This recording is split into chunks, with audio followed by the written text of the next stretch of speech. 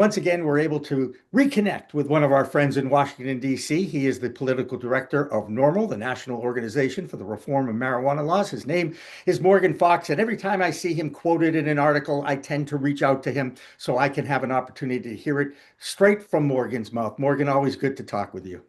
Hey Jimmy, how are you?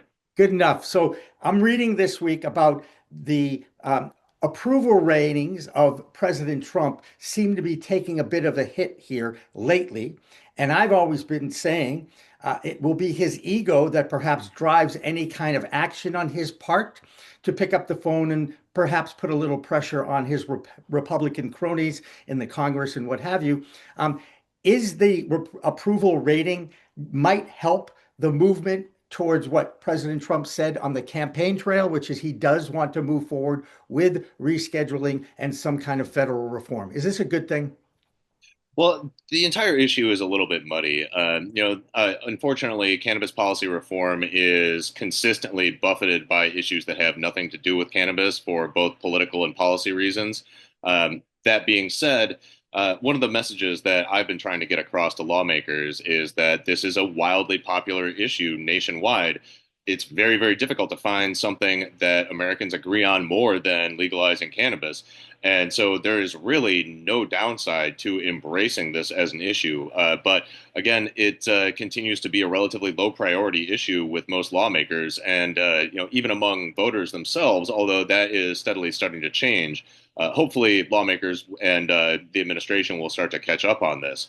But I do think that there are some opportunities to elevate the issue of cannabis policy reform at times when either the administration or individual members of Congress are taking heat on other issues because it is so popular and it's a very easy win basically across the board. And How much that will actually play into actual policy being made, I think is something that we're going to have to wait and see on. But it's also a good indicator that we need to keep up the pressure. absolutely. And you mentioned the word bipartisan, which is rare in Washington, D.C. these days because the finger pointing continues from one side of the aisle to the other.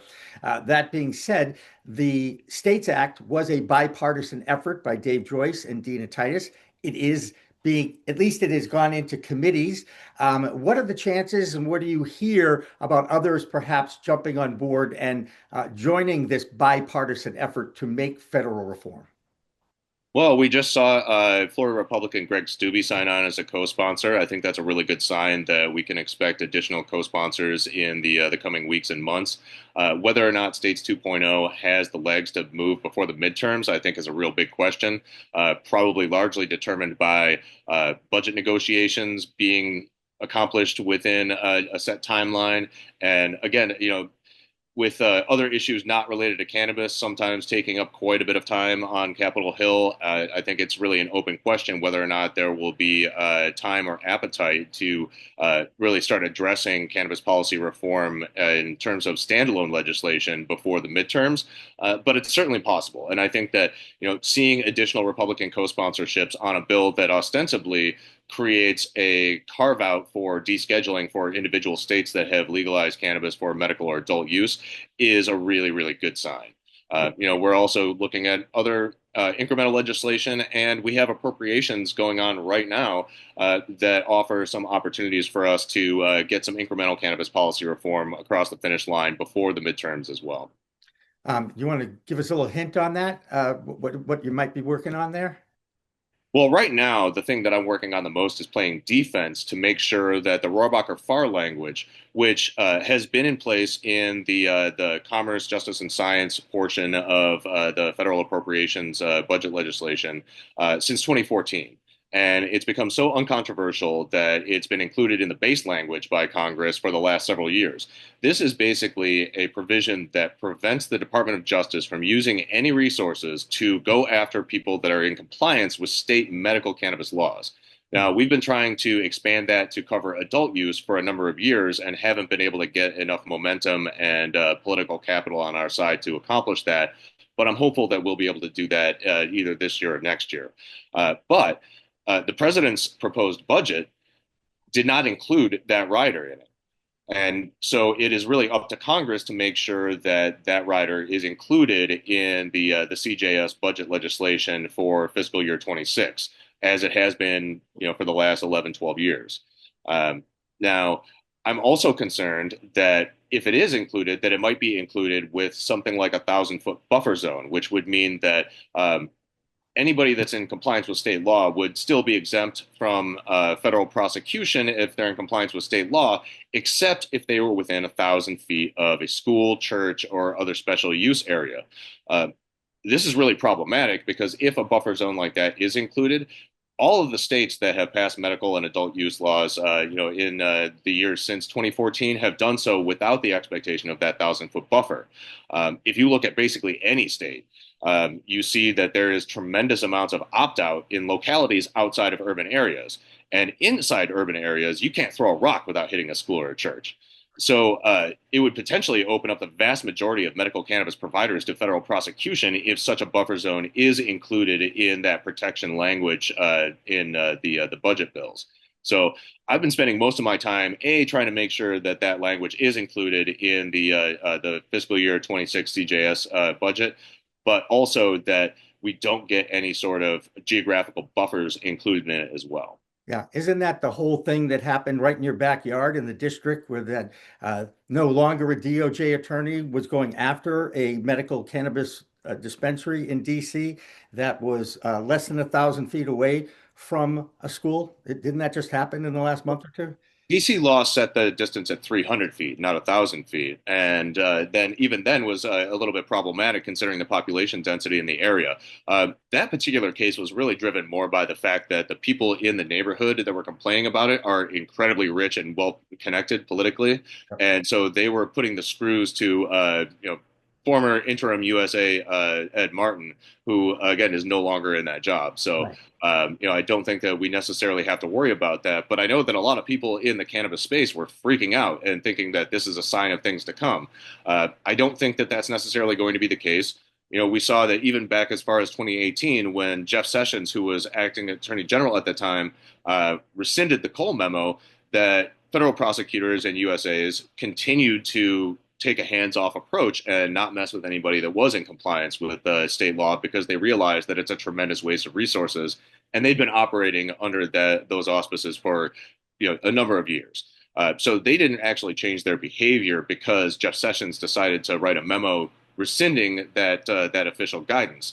Uh, that being said, in the absence of federal budget restrictions preventing DOJ from actually going after people that are in compliance with state laws. Uh, all it takes is a rogue prosecutor or a particularly bad attorney general to turn around more than a decade of jurisprudence on this issue. So, I think that while I'm not incredibly concerned about any sort of crackdowns, I really want to have that codified in law, even though the budget language is only temporary, it only lasts for a single fiscal year. Having that prevent or that restriction on resource allocation is really, really useful in terms of giving people peace of mind, both patients and their providers. I also know that there's a movement in the district, a legal movement, if you will, to challenge the unique nature of the district's existence and who governs and all this because it's a federal territory, but it's not a state. And it, right? I mean, it's kind of interesting. And I think that it's the Capital Cannabis Hemp Group that's challenging some of the basic laws and premises about how Congress has to approve everything that goes on in that district. Is there a legal precedent here? So there have been a lot of challenges against Congress's role in terms of deciding how the District of Columbia can spend its money. And so far, none of them have been successful.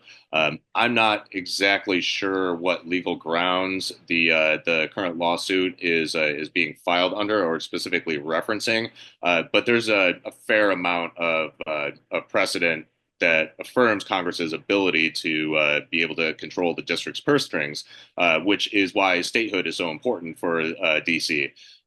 Now, unfortunately, the district tends to be kind of like a whipping child for much larger socio-political issues, and a lot of lawmakers that can't necessarily get things that are very popular with their bases passed through Congress will use DC as or their position on the DC Oversight Commission to or committee to basically treat it as like a bully pulpit. So they can show their base that they are doing the things that they like, even if it's not applicable nationally. And people like pushing the district around.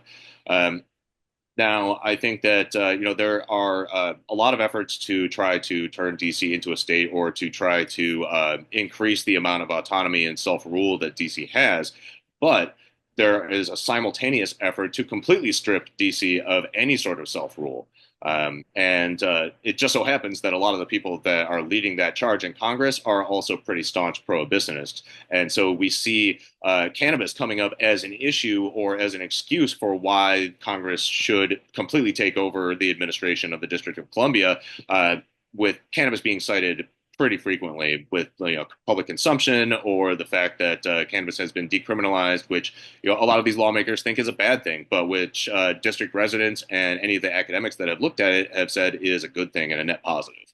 Yeah. And again, now that Congress has all this power, they still have it. It's not like they gave it up at all. The congressional researchers came out with a report that basically said, at least as far as I interpreted it, that the DEA process of rescheduling is stalled. However, Congress has the right to bypass that procedure and kind of enact what they think would be best for the country still as our primo lawmakers that are. First of all, who are these congressional researchers and how much weight do they actually carry in Washington, D.C.? Well, the Congressional Research Service is a nonpartisan research group that is a part of the federal government that looks at all sorts of different things and will periodically offer studies based on the potential impact of legislation, on their analysis of policy and regulation at the federal level. They have a pretty wide purview to study all sorts of things. How much weight their publications carry really varies lawmaker to lawmaker, but generally it's viewed as a pretty good source of information. And that information that they just published is something that advocates have known for a very long time. Congress always has the ability to change the schedule of cannabis, and if they were to get off their butts and actually do it and prioritize it, would be a much better alternative to the administrative process, which we've seen from the history of administrative challenges to cannabis's position as a Schedule One substance.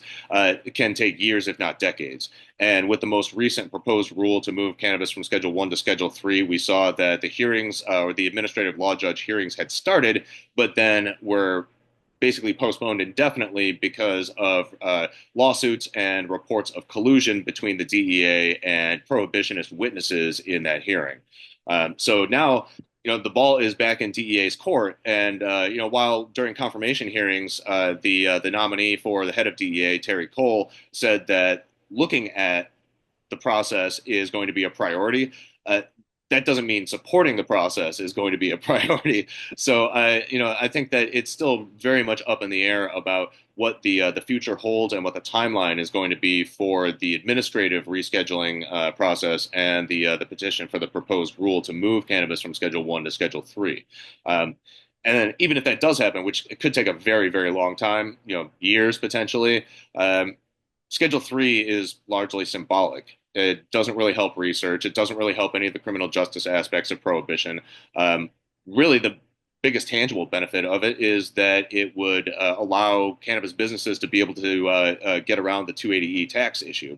But symbolically, it's important because lawmakers will no longer be able to lean on the Schedule One status as saying that cannabis doesn't have any accepted medical use. I mean, we all know that that's not correct, but lawmakers that are opposed to cannabis policy reform can lean on the position as a Schedule One substance and say no accepted medical use, high potential for abuse. We're not even going to touch it. So a move to Schedule Three would be helpful in that regard. But as you said, Congress could do it a lot quicker and a lot easier. Whether or not they will do so, I think, is an open question. Right now, the only legislation that we have seen introduced in the 119th Congress is States 2.0 that actually addresses descheduling, but that doesn't actually deschedule cannabis. It just creates exemptions for states that have legalized cannabis, where it effectively makes it descheduled as far as they're concerned, and also allows them to engage in interstate commerce compacts. Yeah. Um, it's not as good as full descheduling, but it's definitely a huge step in the right direction. And I think that we might see the introduction of legislation that Representative Stubbe introduced last session, which specifically calls for moving cannabis from Schedule 1 to Schedule 3. Again, this is a step in the right direction, but not where we want to see cannabis end up in terms of its status under the CSA.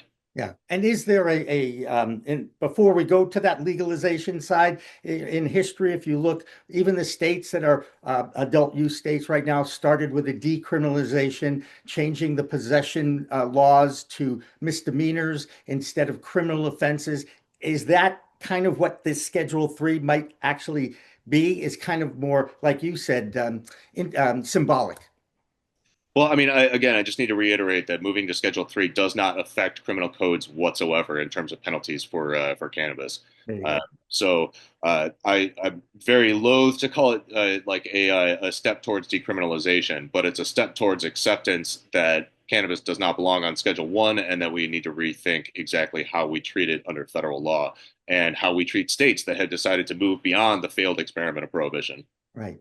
Okay. So, reading the normal weekly newsletter like I do every single week, I just want you to know you do a great job with that. That being said, that being said, one of the studies you guys shared this week was about daily cannabis consumers exhibiting few changes in simulated driving performance compared to the controlled studies.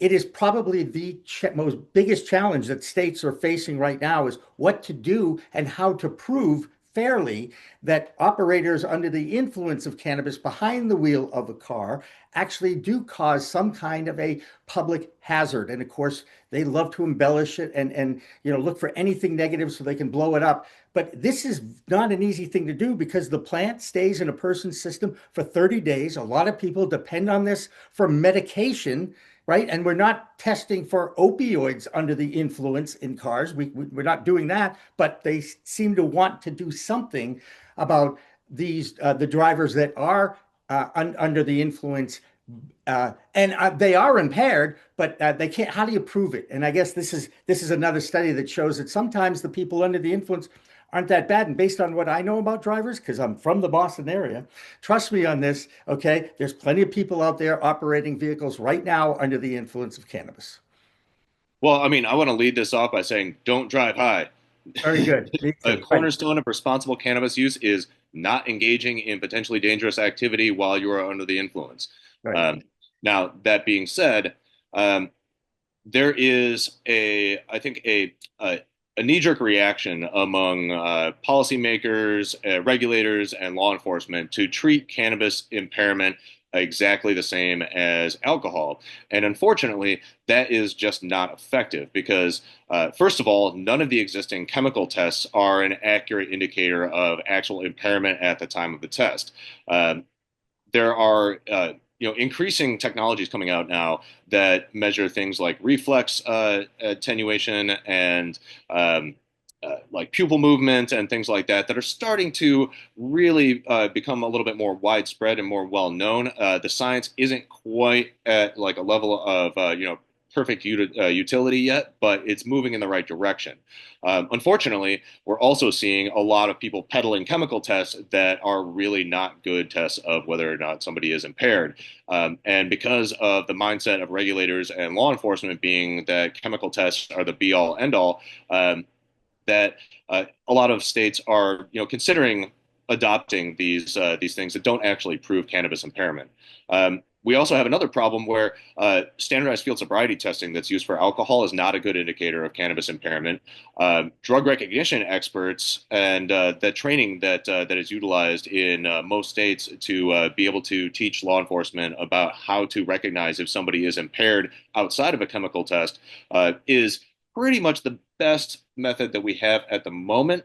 But we've seen study after study come out that shows that that's actually been applied in a relatively biased fashion. So that's a problem as well. Um, we also have to look at the science that continues to come out showing that cannabis impairment does not create the same type of psychomotor issues um, that alcohol does. Right.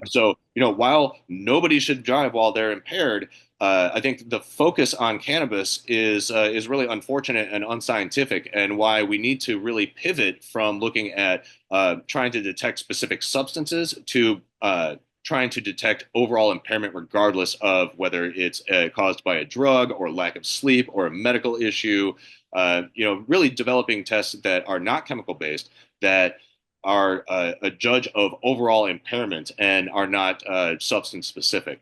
I think we have a long way to go when it comes to convincing policymakers of this, but things are starting to move in the right direction, both at the state level as well as at the federal level. And I've been working with a number of colleagues on developing language that would be potentially included in broader descheduling legislation that specifically addresses this, looks at the available data, and develops federal guidelines for states to follow that are focused more on impairment than on consumption of substances. Absolutely. And it's not an easy thing to do. I think anybody who understands this, and we're going through a very similar and an interesting time. If you compare the self-medication process and learning each individual's limits with alcohol, those of us who grew up at a time when the drinking age was 18 had a lot more experience, if you will, underage drinking and realizing what you could or you could not do. That being said, this was before Mothers Against Drunk Driving. This was before the war on drugs and DARE. How in the world are we ever going to educate the consumer of this product if they don't have access, and they being the industry, have access to public service announcements or educational programs that can be part of a high school curriculum or even a junior high school curriculum explaining this is what this plant does to your brain at every age. And obviously, the younger you are, it has more of an impact. That being said, there's plenty of us older people that used it as teenagers because we didn't have Adderall back then, so we were able to use it to hyper focus on whatever task we had. This is I base everything on my own experience, and I still maintain that you have to understand your own personal limits before you get behind the wheel of a car, no matter what substance you're under. Is that a good way to kind of look at this where we're at right now? Well, I really want to key in on something that you mentioned a little bit earlier, which is, how do we educate the public about, the potential health impacts of both negative and positive of cannabis, as Mhm. well as the potential negative consequences of certain types of behavior, namely, driving while intoxicated, overconsumption, things like that. And I was actually on a panel at the Cannabis Regulators Association conference, specifically talking about public education. And I think that if we want to move forward with helping people develop better patterns of behavior when it comes to cannabis consumption and associated behaviors, when we want to empower them to make good health decisions that are specifically tailored to them and their particular concerns, education is going to have to be at the forefront, and that is going to require two main facets. The first is that there is going to have to be involvement from stakeholders across the landscape, from retailers and other people in the industry to advocates and nonprofits and NGOs to regulators. It is going to have to be a collaborative process, and you know there are also serious trust gap issues with the people who are delivering these messages. There are issues with exposure to those messaging. So figuring out how to get everybody on the same page and how to best utilize the level of exposure and intrusion that we have to specific markets and audiences that we're trying to educate is going to be key. The second part is that we have to learn about cannabis consumers across the board before we know how to best educate them. And so I think that one of the messages that I've been trying to relay to regulators in particular is that before you start developing public education campaigns and developing the messaging and getting everybody on the same board with having the same messaging, regardless of whether or not it might negatively impact their economic self-interest, particularly in the case of the industry, uh, we need to learn as much as possible about cannabis consumers, about their preferences, about their behaviors, about what they know, about what they don't know, about where their misconceptions are when it comes to the public health impacts of cannabis or the individual health impacts. And you cannot develop good public education until you have that information. And so I think that, the first step, if we want to encourage responsible cannabis use, is that we have to, across the board, start talking to cannabis consumers more and learning more about them. And a lot of the things that they think and know and the ways in which they behave is constantly evolving. So this is a process that has to be ongoing. Right. And that actually here in Massachusetts, the McLean Hospital and Dr. Stacy Gruber has been actually doing exactly what you just suggested, which is talking to consumers and charting their behaviors and their usage and all this. And again, it to me, it's all about education because in my soul, I'm a teacher, and I really would love to be involved in whatever capacity as far as curriculum goes to cover this kind of thing, because I think anybody who can create a program that was just as effective as Mothers Against Drunk Driving. And I think we all have seen those statistics about before and after. And I've seen it in my own son, who's now 34 years old and who does not drink or partake in cannabis. And it, the education helps. It helps you make smarter decisions. When we're younger, teenagers, we tend, oh, I don't know, to be more impulsive perhaps and just not think about things and just get them and just do them for the fun of doing them. And those are the decisions that can be very dangerous no matter what substance you use. Is that accurate, rant, if you will? Yeah, I mean, obviously, younger people make all sorts of bad decisions and hopefully learn from them, and hopefully those bad decisions don't negatively impact other people. That's right. Um, Don't touch but it. Don't touch that stove. It's hot, right? Isn't that the first lesson we learn as kids? Mom and dad tell us, and of course you're a kid. You're like, well, I don't know what hot means. Let me touch it. Oh, that hurts. That's the kind of thing, right? Well, and a lot of, if people get bad information when they're young, a lot of times those preconceptions last throughout their entire lives, Right. even in the face of evidence to the contrary. So it's really important to have honest, evidence-based information available to people at a very young age, so that they are able to, make better decisions, but also so that we can build up trust between the people that are doing the educating and the people that are consuming the educational material. Because if especially young people do not trust the messenger, they're not going to trust the message.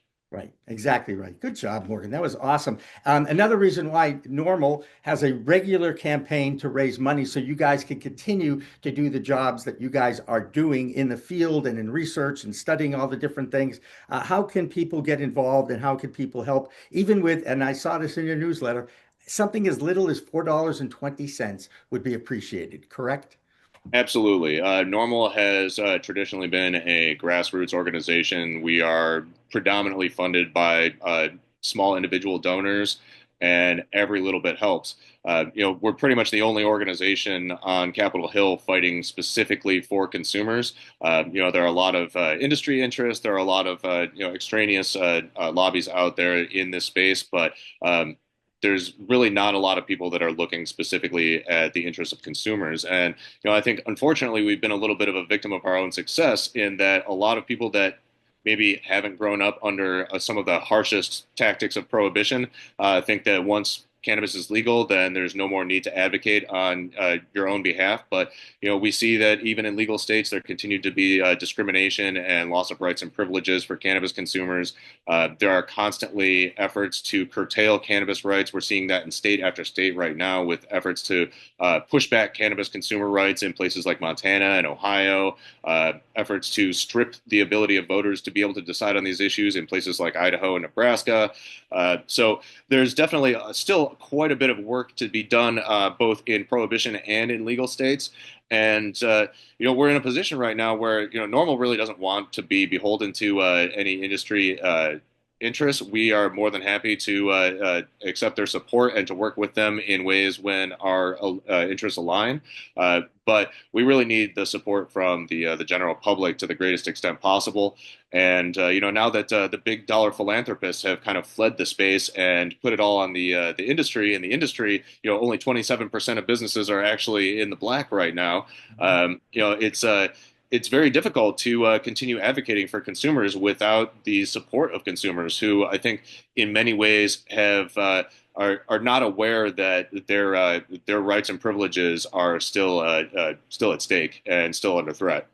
There you go. Okay, that's Morgan Fox, the political director of NORML. I am Jimmy Young. I think I messed up. Did you know there's a place that covers all the cannabis news you need? Welcome to Pro Cannabis Media, your go-to for all things cannabis. PCM is the CNBC of weed, bringing you the latest news and talk shows with a twist. We've got 16 state correspondents and multimedia journalists from around the US and Canada. Hey everybody, it's Brandon Jones with Be Green Distribution with the Missouri Cannabis Report. I'm Karen Black from Greenfinger Consulting with the Arizona Cannabis Report. I'm Amy Carter from Michigan Weedsters. Andrew Behringer here reporting from Washington, D.C. Debbie Fazy with the Canadian Toke of the Week. It all started back in 2018 when founder Jimmy Young kicked off the In the Weeds podcast. His mission? Documenting the fight to end cannabis prohibition. Fast forward to today and we've got Cannabis Coast to Coast with Elena Pinto, delivering the nation's only TV-style cannabis news show. Hi everyone, welcome to another edition of Cannabis Coast to Coast, PCM TV's weekly roundup of industry news from California to New York. I'm Elena Pinto. As of August 2024, PCM has racked up over 1.2 million views and 14.5 million impressions on our YouTube channel. With 15,000 subscribers and growing, our reach is spreading like wildfire. PCM's website, YouTube, Rumble, Discord, Roku, Twitch, Spotify, iHeartRadio, Apple Podcasts, and even our very own PCM TV app. Get your cannabis news fix with Pro Cannabis Media. We're here to keep you informed and entertained. Stay tuned and stay lifted.